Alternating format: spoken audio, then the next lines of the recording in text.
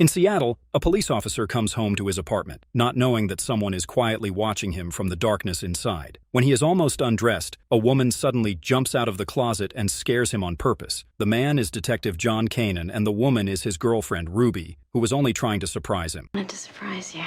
After they have sex, Ruby gets dressed and says she is going out to get food because they are both hungry. Before she leaves the apartment, John asks her to marry him, and she happily agrees without hesitation. They are clearly very much in love, but still hungry, so Ruby leaves to pick up Chinese food nearby. As she gets into her car, someone hidden in the back seat attacks her and begins choking her with a rope. John sees the struggle from an upstairs window and rushes down to the street as fast as he can. When he reaches the car, Ruby is gone, and inside he finds blood, the rope used to strangle her, and one severed hand still attached. At the police station, John's partner and a lieutenant tell him there is no record of a woman named Ruby, and jokingly suggest she may have been a ghost. 6 months later, John has spent all his time working and obsessing over Ruby's disappearance. One day he receives an anonymous phone call saying she may be near Wolf Lake. Drop at the Wolf Lake exit. The next morning, he rides his motorcycle into the dark area and meets a frightened girl standing in the road, being followed by someone. He gives her a ride, then checks into the Rendezvous Lodge, a quiet place with a diner and pool hall, where he meets an old man named Sherman Blackstone and is sent to a small cottage. That night he dreams of Ruby, sees a white wolf outside, and the next morning finds that no one recognizes her photo. The girl, Sophia, is a diner waitress and the sheriff's daughter, and later some rough local men arrive, including one with a bandaged hand. John asks the hotel clerk if she can put up missing person posters for Ruby, and she agrees politely. But as soon as he leaves, she throws the posters away without hesitation. At the same time, the main local tough man, Tyler Creed, and his one-handed helper, Buddy Hooks, take another man named Fletch for a drive deep into the woods. It becomes clear that Fletch was asked to sell drugs, but he was told to keep them away from the children who live on the hill. Tyler and Buddy leave him alone in a remote area. Buddy wants to chase him and finish the job, but Tyler tells him to give the man a fair chance to run. Soon after, someone with strange distorted vision hunts Fletch down and kills him. Later, at the local high school, John finds an old photograph of Ruby wearing her graduation robe. He learns her full name is Ruby Cates. He goes to the local church and interrupts the service to ask questions about her. Ruby's father, Willard Cates, introduces himself. I'm Willard Cates. And invites John to his home for dinner. Willard claims that people in town are lying to protect him because he provides most of the jobs there. John later tells Vivian Cates that he has seen a white wolf. Meanwhile, Luke Cates picks up Sophia in his car, and while she sits in the back seat with a boy named Sean, Luke kisses his girlfriend in the front seat while watching Sophia through the mirror. Back at the lodge, the sheriff calmly plays the piano. John notices Buddy again and pulls the bandage from his arm, revealing a small, twisted, unnatural hand. Tyler and Vivian are shown to be having an affair, and when Tyler leaves the lounge, John hears a girl scream nearby. Believing she is in danger, John pulls Luke off her, not noticing Luke's glowing gold eyes, or the girl's fangs and yellow eyes. Before John can understand what this means, he is struck on the head and knocked unconscious. He wakes up in the woods without his gun, watched by something unseen. Wolves chase him until he steps into a trap, but the white wolf appears and drives the others away. Willard then arrives and shoots the white wolf with a tranquilizer dart. The next day at school, John tries to question Sophia again, while Sherman is revealed to be the biology teacher explaining how wolves survive in packs. A teenage girl is shown moving wildly in pain and screaming loudly, clearly suffering and unable to stop herself. Her parents are very scared, but they feel some comfort when Vivian Cates arrives with a group of older women who try to calm them down. This feeling of comfort does not last long, because the girl suddenly runs upstairs and jumps out of a window. Later, inside the diner, John listens carefully to police radio calls while typing on his laptop. When he hears a call about a runner and a description of a girl named Lenore with dark hair, he believes it might be Ruby and quickly goes after her. John reaches a barn where the girl is hiding before the local police arrive. Inside the barn, he finds a medallion that looks exactly like one Ruby used to have. When the police arrive, they pull John away from the barn, and he screams Ruby's name in fear and confusion. Two men carrying long poles used for catching dogs go inside the barn to take the girl away. Sheriff Matthew Donner goes to Willard Cates to inform him about what is happening. Tyler Creed, a well-known troublemaker, also arrives, and it becomes clear that both Tyler and the sheriff follow Willard's orders. Willard angrily criticizes the sheriff for turning his back on his own family. Later, the sheriff tells John that the girl found in the barn was not Ruby, but he refuses to explain who the girl really was. John then asks a priest friend to help him find out the meaning of the symbol on the medallion. At the same time, some girls talk about the girl, whose name is Sarah, and their gossip makes Sophia angry. Sophia later tells John who the girl really was and confirms that it was not Ruby. Ruby? No.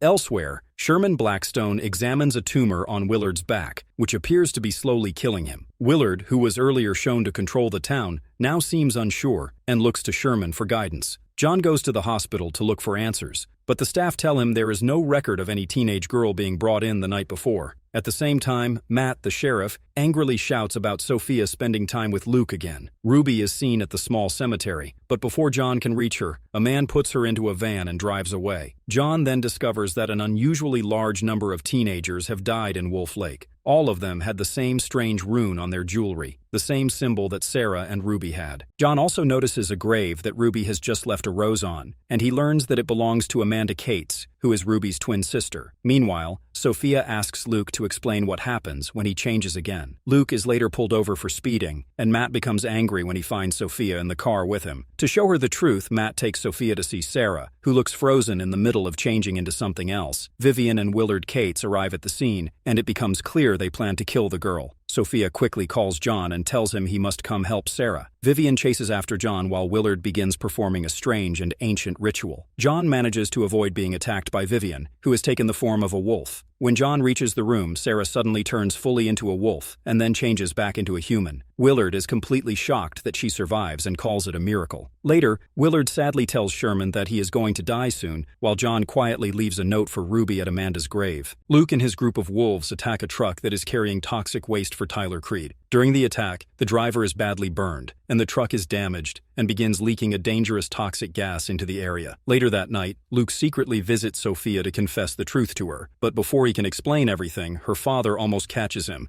I thought I heard something in the backyard. And Luke runs away without finishing what he wanted to say. After the accident, Sheriff Donner questions Luke about what happened with the truck. Luke takes the sheriff to the place where the truck crashed, but when they arrive, the truck is no longer there. The only thing left behind is a strange white substance on the ground. That same night, John Kanan is woken up by someone knocking on the door of his cabin.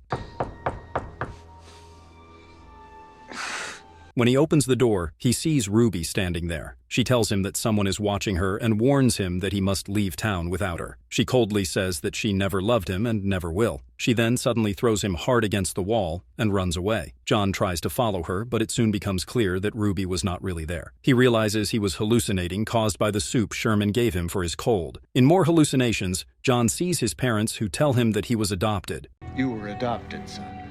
Later, Sheriff Donner again warns Luke to stay away from his daughter. Because of this, Luke pushes Sophia away when she approaches him at the diner, leaving her hurt and confused. After Luke suffers from serious nosebleeds caused by breathing in the toxic gas, he later visits Sophia at the diner and asks her not to tell anyone what he had confessed to her earlier. They argue with each other, and Sophia becomes upset and walks away from Luke. Later on, Luke tries to make peace and kindly offers to teach Sophia how to play pool. At the same time, Willard Cates gently encourages Vivian to start thinking about her own future and what she will do after he dies. Earlier, Vivian had refused Tyler Creed's advances when he came to her house, but later, she shares a brief romantic moment with Tyler at his place. Soon after, she ends the affair, telling him that she belongs with her husband and cannot continue seeing him. Meanwhile, John Kanan has one last hallucination in which he imagines Ruby trying to seduce him. She tells him that they are alike, and when he looks in the mirror, he sees himself partly transformed. Elsewhere, Tyler argues with two men who were working with him on their toxic waste operation. And after the argument turns serious, Tyler kills both of them. Sheriff Donner follows Tyler's trail and tracks him to an old tannery building where Tyler has been secretly storing containers of toxic sludge. The building is also the place where Tyler plans to build a new prison that many people strongly oppose. Tyler tries to provoke Sheriff Donner into fighting him as a wolf, but Donner refuses. Understanding the danger of the situation, Donner later offers Kanan a job on the local police force. That evening at the diner, Willard and Vivian share a quiet dance together, while Luke and Sophia watch nearby holding hands. A serial killer strikes again in the town of Wolf Lake, and John discovers that the bodies have been kept frozen in ice for a long time. While John is working on the case, Matthew and Molly secretly keep important information from him so that he does not learn the dark secret of the town. At the same time, Willard suffers a serious stroke that leaves him very sick, but Luke behaves carelessly and goes to see Sophia, even though his mother asks him to stay at home with his father. Luke later meets Sophia at the bar and invites her to spend time with him that night. After this, Sophia goes to her usual hair salon and sees Nancy there, who is her regular barber. Meanwhile, Tyler brings dinner to Ruby at a remote cabin where she is being kept against her will. During this visit, it is revealed that Willard Cates had promised Ruby to Tyler in marriage, which explains why Ruby originally left Wolf Lake years ago. Back at the police station, John confronts Matthew and directly asks if he has been hiding something from him, but Matthew avoids giving straight answers. When John asks why the bodies were kept in ice after death, Matthew simply says that he does not know. Tired of the argument, John asks Matthew if he is allowed to investigate the case in his own way. Matthew calmly says yes, and John states that he has a crime scene to go and examine. Later, Luke takes Sophia to a loud and wild party by the lake and tries to convince her to go swimming with him. Sophia agrees and changes into her bikini. Luke takes this moment to kiss her and tries to push things further between them. However, Sophia resists and pushes him away, clearly telling him that she is not ready for that kind of relationship yet. I'm just not. Feeling uncomfortable, Sophia decides to leave and walk home through the woods. While she is on her way, Nancy, the same barber she saw earlier at the salon, comes by and picks her up, giving her a ride home safely. After Sophia suddenly goes missing, Matthew goes to see Luke and speaks to him in a rough and aggressive way, demanding to know if Luke has any idea where Sophia went. Luke gives unclear and strange answers, saying that Sophia may have triggered her flip, which makes Matthew start thinking more seriously about what could be happening. Soon after, it is shown that Nancy has taken Sophia to her hair salon and is secretly hiding her in a locked room there. While Sophia is being kept hidden, Nancy talks to her and explains that she believes Sophia is the most perfect and special creature among all the supernatural beings living in Wolf Lake. At the same time, Tyler speaks with Willard and complains that he should have already been married to Ruby by now. Tyler tells Willard that they have always argued with each other because of their different opinions on many things, except for the furniture in Willard's office, which they both like. Willard responds by saying that there are also women they agree on, and this comment clearly surprises Tyler. Meanwhile, John continues working on the recent murder cases and looks deeper into the evidence. Back at the police station, Matthew receives a phone call from Nancy, who asks him to come and help her, but Matthew ignores the request and says he is too busy at the moment. Soon after this, Luke arrives at Nancy's salon and tells her that he has been deeply worried and upset about his father's death. Nancy tries to make Luke leave the salon, but Luke refuses, saying that he cannot face his father while feeling this way. Shortly after, Matthew receives a phone call from John, who tells him that the killer may actually be a woman. This information makes Matthew suddenly realize that Nancy could be responsible for everything that has been happening. Soon after this realization, Nancy tells Luke that he should go and talk to his father about what is going on. Matthew then rushes to Nancy's place as quickly as he can and successfully rescues Sophia. During the rescue, Matthew ends up killing Nancy. Later on, Luke follows Nancy's advice and goes to speak with his father, and the two of them begin to fix their relationship. Somewhere else at the same time, Tyler tries to convince Ruby that everything he has done so far was meant to be for her benefit. While this is happening, an unknown man with a sniper rifle is secretly watching Tyler and Ruby from a distance. While Miranda is working behind the bar, Tyler Creed notices her and begins watching her very closely for a long time. He walks over to her and starts flirting with her openly, doing this right in front of other people in the bar. He even touches her in ways that make her feel unsafe, uneasy, and very uncomfortable. Miranda clearly does not like what Tyler is doing, and her face shows that she is upset and disturbed by his behavior. From the other side of the bar, Bruce sees Tyler bothering Miranda and feels angry and disgusted by what he is witnessing. When Bruce feels that Tyler has crossed a serious line and gone too far, he steps in without hesitation and punches Tyler to force him away from Miranda. Later that same night, Miranda is walking home alone in the dark when she suddenly realizes that a wolf is following her from behind. She becomes extremely frightened and starts running as fast as she can to escape and save herself. But before she is able to get away, something terrible happens to her. The following day, when Miranda meets up with her friends, she suddenly collapses and loses consciousness. During a medical examination, the doctor hints that there are bite marks on Miranda's body and signs that suggest she may have been attacked. At the same time, Ruby's father tries hard to convince Ruby not to return, warning her that if John Kanan sees her again, he will start searching for the truth and asking dangerous questions. Around this same period, Sophia begins seeing disturbing visions of a wolf and feels as though she is slowly losing control over herself. Later on, Tyler introduces Molly to the deputy sheriff and firmly claims that he had nothing to do with the injuries Miranda suffered. Meanwhile, Ruby is encouraged by her family to stay close to them, as they strongly believe that they are a clan and must remain united and protect one another at all costs. Back at the police station, officers ask Miranda to try to remember what happened to her that night so they can investigate, but Miranda insists that she cannot remember anything at all. Later at the police station, John listens carefully to an old audio tape and discovers something important. On the recording, he hears that a wolf was seen on the same night Miranda was attacked. It was a wolf. Because of this, the police now begin to believe that Miranda may have been telling the truth when she said she saw a wolf. After this, Tyler goes to meet Bruce and starts talking to him in a calm and friendly way. Suddenly, the mood changes when Tyler reveals that he knows Bruce was responsible for the terrible act involving Miranda. Shocked and afraid, Bruce later goes to see his brother and begs him to stop Tyler, saying that Tyler is acting dangerously and without control. Willard listens and promises Bruce that he will take care of the situation. That same night, Bruce gets into his car to drive home, but a wolf suddenly appears and jumps onto his car. Terrified and believing his life is in serious danger, Bruce speeds away and drives straight to the police station to surrender. There, he confesses to his crime and is locked inside a jail cell. The next day, Willard visits Bruce in the cell and gives him a drink. After Bruce finishes drinking the alcohol, he quickly passes out because something was mixed into it, and Willard quietly apologizes to him. I'm sorry. At the same time, Sophia argues with her father because she is reconsidering her plans about Florence, feeling that it is not good for her right now. Meanwhile, Miranda continues to suffer emotionally from the traumatic event she experienced. Elsewhere, Willard drops his walking staff and heads alone into the forest, and soon after, the sound of a gunshot echoes through the trees. John watches a funeral from a distance and does not go close. He sees that Luke is there, but he also notices that Ruby is not present at the funeral at all. The official cause of death is said to be a hunting accident, but John strongly believes this is only a false story meant to hide the truth. As dirt is thrown onto the coffin, a group of wolves begin to howl together at the same time.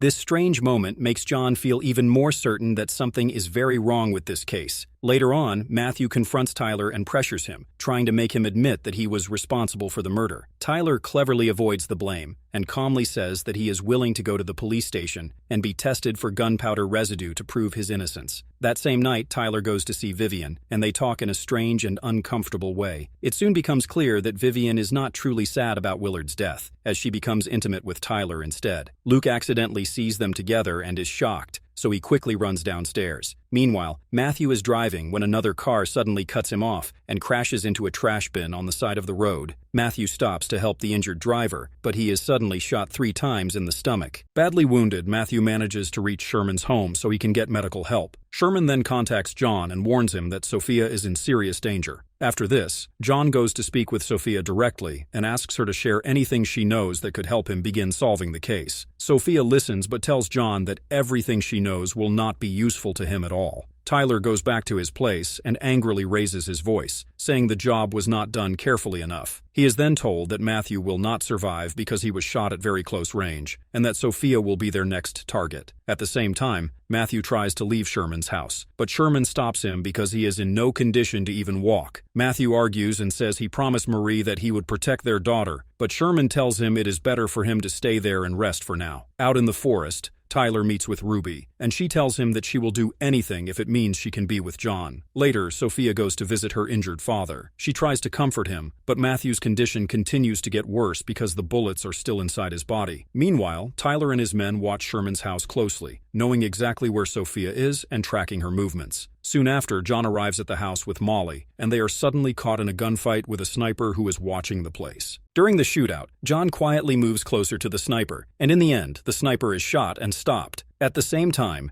Marie sneaks inside the house and removes the bullets from Matthew's body to help save him. Later on, Luke confronts Tyler and accuses him of having an affair with his mother. You and my mother. Tyler responds by telling Luke that instead of focusing on that, he should be searching for the person who killed his father and make that person his first kill. In the final scene, Ruby is shown at a wedding ceremony where she is being married to Tyler Creed. Sherman is being questioned by the police about what happened during the voting event earlier. At the same location, many people from the town have gathered, including Tyler and his men, Vivian, Luke, Matthew, and several others. While everything is going on, Luke quickly moves behind the bar and quietly talks to Sophia. He tells her that something serious is going to happen later that night, and asks if she has any friends or family members living in Seattle, where he could stay for a short time. Sophia does not understand what Luke is talking about and feels confused, but before she can ask him to explain, Tyler suddenly calls Luke away. During the interrogation, it becomes clear that the police are trying to understand the sudden deaths of two candidates named Malachi and Stokes. Malachi was found dead after being stabbed through the chest with a pitchfork, while Stokes, who had a problem with drinking, died after swallowing 2 pills filled with sulfuric acid. The investigators then ask Sherman if he knows who was responsible for Willard's death. Sherman immediately says yes and points suspicion toward Tyler. However, he also says that the killer could have been someone else, such as Luke, Vivian, Matthew, or even another person entirely. Later on, Sophia pulls Luke aside and tells him that she contacted a cousin who has agreed to let him stay at their home. She also gives Luke some money to help him. Before leaving, Luke tells Sophia that he will not be coming back. No, I can't come back.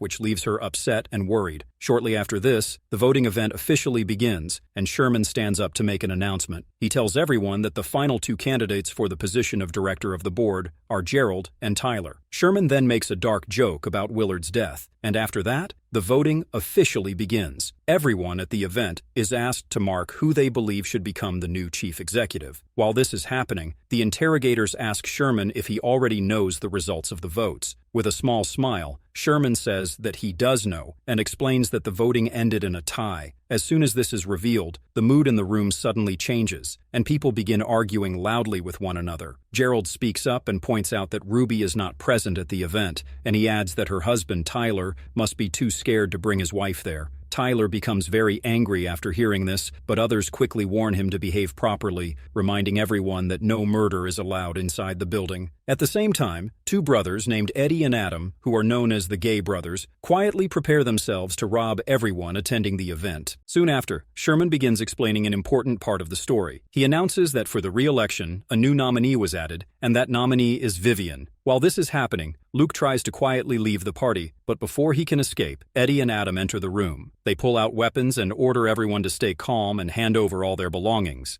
Gerald tries to act brave and says that the 2 brothers can be stopped because there are only 2 of them. However, he is shot twice and dies on the spot. After this, Vivian follows their orders by removing her jewelry and her clothes. She then suddenly transforms into her wolf form and attacks Eddie and Adam. Later, it is revealed that Vivian wins the re-election. After the event, John questions Vivian about everything that happened, but she denies being involved in the incident. Later that same evening, Vivian goes to see Matthew and surprises him by proposing marriage, asking him to become her husband. Lenore, who is half-wolf, is standing quietly at someone's grave and softly saying a few words, but she suddenly runs away when she hears someone call her name. The next morning, Sherman gives John the keys to a new house that is located just outside the same forest. At the same time, Luke tries to talk to Sophia and gently pushes her to become closer to him, saying it might help her deal with the many sleepless nights she has been having. Sophia listens, but tells him that she does not feel ready and says it is not the right time. Elsewhere, Ruby is approached by Tyler, who first bothers and pressures her in an unwanted way. He then becomes angry when he realizes that Ruby still loves John. Even so, Tyler leaves her alone and tells her that he might try harder to change her mind another time.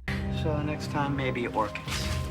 Later at the bar, Luke walks up to Sophia and invites her to go with him to a rave. Miranda sees this and encourages Sophia to accept the invitation, but Sophia responds coldly and tells Miranda to stay out of her business. Back at John's house, Lenore quietly crawls up to the side of his bed. She notices a framed photo of John and Ruby together, tears away Ruby's half of the picture, and leaves with it. The next morning, when John wakes up, he sees that the photo frame has been damaged. This makes him suspect that someone may be hiding in the tunnel underneath his house. Meanwhile, Sophia meets Luke deep in the forest and tells him that she has been struggling to sleep and wants to understand what he has been going through. Luke misunderstands her words and thinks she means something else, but Sophia quickly makes it clear that what she really wants is to see the transformation for herself. Luke agrees to help Sophia and shows her the change, but suddenly he hears someone calling his name and quickly runs away into the forest. At the same time, John crawls through the tunnel under his house and discovers a strange and suspicious book. He also sees Lenore nearby, but before he can reach her, he slips, hits his head, and is knocked unconscious. When John comes to, he looks deeper into the hidden room and finds many strange items, including a collection of hairbrushes that belong to Lenore. After a short time, Lenore slowly shows her face from behind a closed door. John speaks calmly with her and explains that he believes her sisters must have died and that her mother likely kept her hidden underground to protect her from danger. Lenore quietly agrees and confirms that John is correct. She asks John to gently touch her hair, and while he does this, he tries to open the door, but Lenore stops him and tells him that she is very strong. She then takes John's hands and guides them, making him uncomfortable and confused. Meanwhile, Sophia decides to go to the rave after all. When she arrives, she sees Luke being very close with another wolf girl, which hurts and upsets her deeply. Back at John's house, Lenore leaves the tunnel to visit the grave and locks John inside, leaving him trapped underground. Not long after, Tyler arrives at the house and realizes that John is stuck below. Seeing an opportunity, Tyler sets John's house on fire. When Lenore returns, she quickly helps John escape and pulls him away from the danger before the fire can harm him. She then tells John something shocking, explaining that Ruby is still alive. Lenore urges John to find Ruby no matter what it takes. Later, John goes to speak with Sherman and asks him about creatures called skinwalkers, which Lenore mentioned. Sherman explains that skinwalkers are beings who are able to change back and forth between human form and animal form whenever they choose. Ruby is caught while she is in her wolf form and is locked inside a metal cage, unable to escape. Soon after, the man who captured her, named Arthur, arrives at the place. He lies to the other people around him and gives them a false explanation about some extermination gas which causes them to pass out. After that, Arthur walks over to Ruby and sprays the same toxic gas on her while she is trapped. It becomes clear that Arthur is mentally unstable and has a disturbing habit of recording what he does to the wolves he captures. In his recordings, he explains that the transformation of this powerful alpha wolf will be shown live for everyone to watch, and that anyone will be able to see it for free. Meanwhile, back at the bar,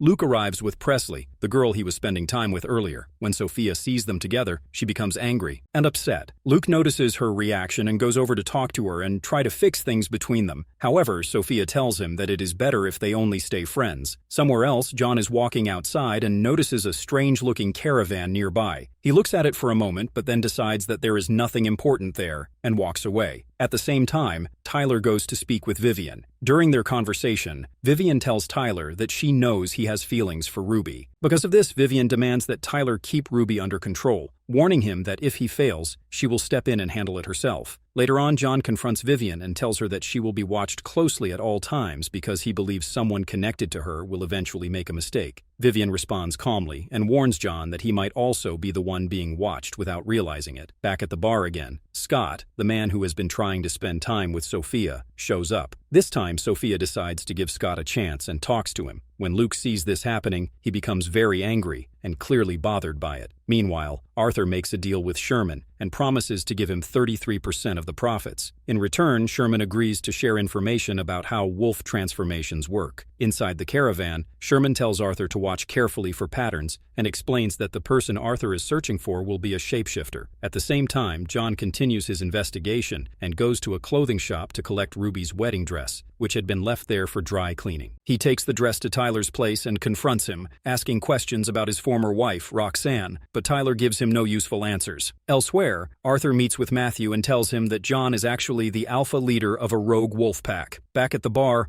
Luke once again tries to convince Sophia that he wants to be with her, but she clearly says no. Luke then asks her to at least spend some time with him and see what happens, but Sophia tells him she already has other plans. After this, Arthur goes to John and claims that he has information about the woman John has been searching for. He convinces John to follow him to the caravan, where Arthur suddenly sprays toxic gas on him, causing John to lose consciousness. Outside the bar, Sophia and Scott share a kiss while Luke silently watches from nearby. Unable to control his anger anymore, Luke steps out of his car and violently throws Scott far away. To stop the situation from getting worse, Sophia suddenly triggers part of her transformation and uses her superhuman strength to throw Luke away from her. Meanwhile, Arthur prepares to begin his experiment, but before he can continue, Matthew leads a raid on the caravan and arrests Arthur. After this, Tyler speaks to John and tells him that he should no longer hide who he really is and should reveal his true identity. John then makes a difficult decision and lets Ruby go, telling her to run into the forest to save herself. At the same time, Sophia runs to her father and begs him to help her, as her eyes begin to glow brightly.